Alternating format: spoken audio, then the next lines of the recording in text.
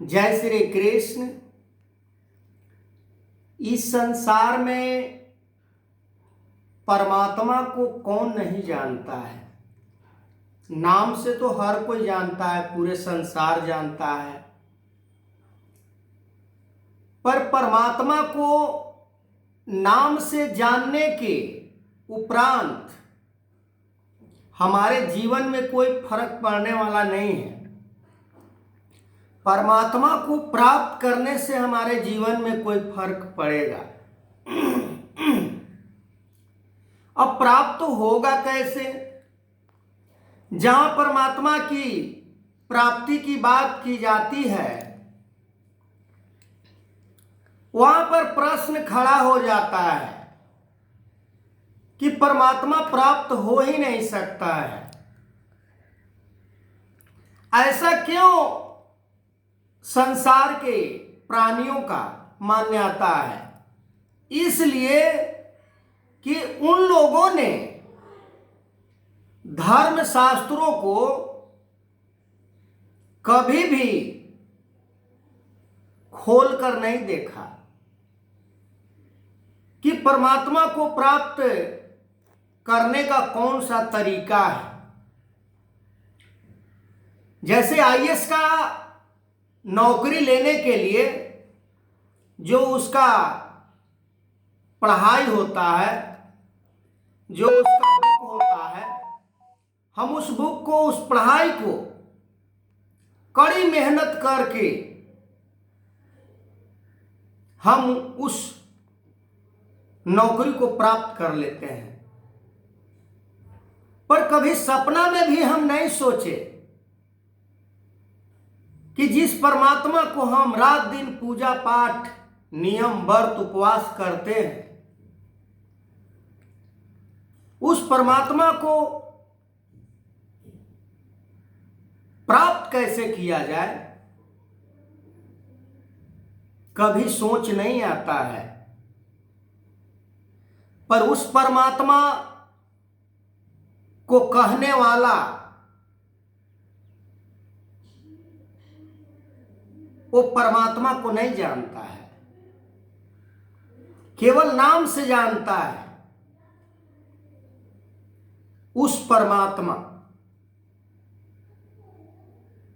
इस परमात्मा के बारे में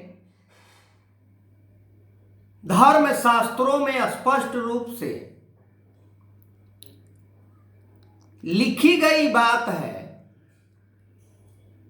कि परमात्मा के बिना ये संसार चल ही नहीं सकता है। संसार तो क्या, हम भी नहीं चल सकते हैं। पर इंसान आज दुनिया के चकाचौंध में परमात्मा को भी प्राप्त करना वो इतना महत्व नहीं समझता है। बस जीवन प्राप्त हो गया, अब इस जीवन में जो भी करना है, जितना इस जीवन में मजा उड़ाना है, बस हमें प्राप्त हो गया है। इस जीवन को वैल्यूएबल बनाने के लिए परमात्मा को प्राप्त करना बहुत जरूरी है। परमात्मा को प्राप्त करने के लिए संसार रूपी जो यहां हमें बहलाता है, हमें अपने तरफ आकर्षित करता है, हमारा मन बुद्धि को भरमाता है, इन सभी चीजों को हमें रोकना है, समझना है। मान लेते हैं कि कहीं पर हम जा रहे हैं, हम बात कर लें उस कालनेमी की।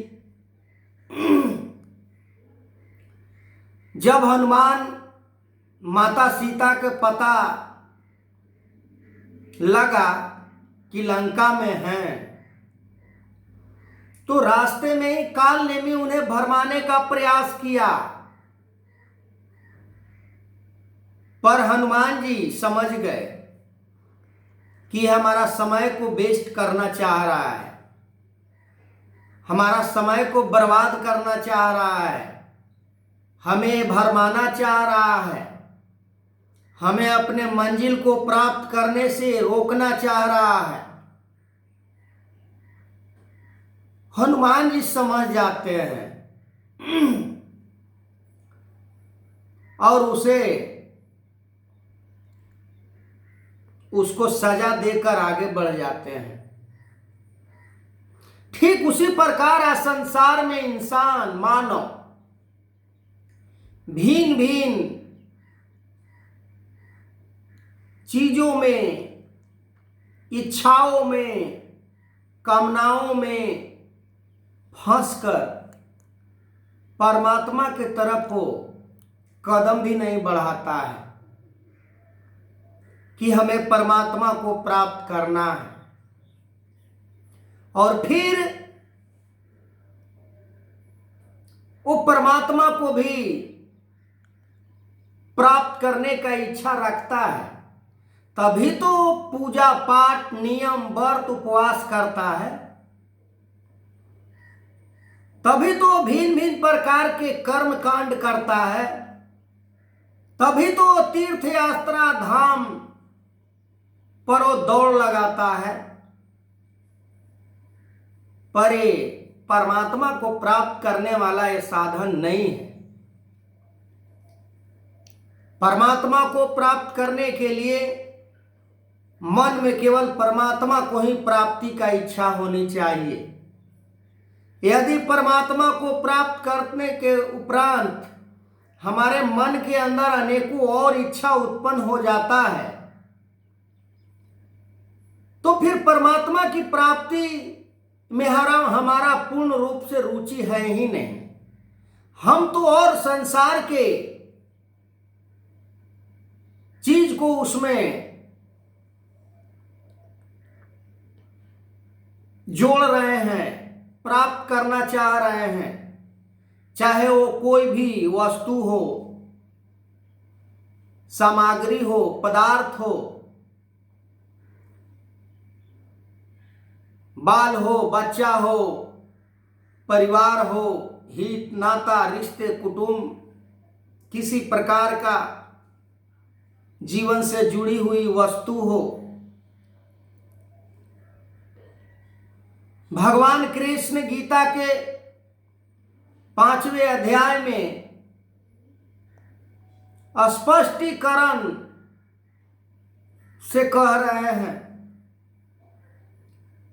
कि परमात्मा को प्राप्त करने के लिए परमात्मा ही केवल मेरे मन में इच्छा होनी चाहिए।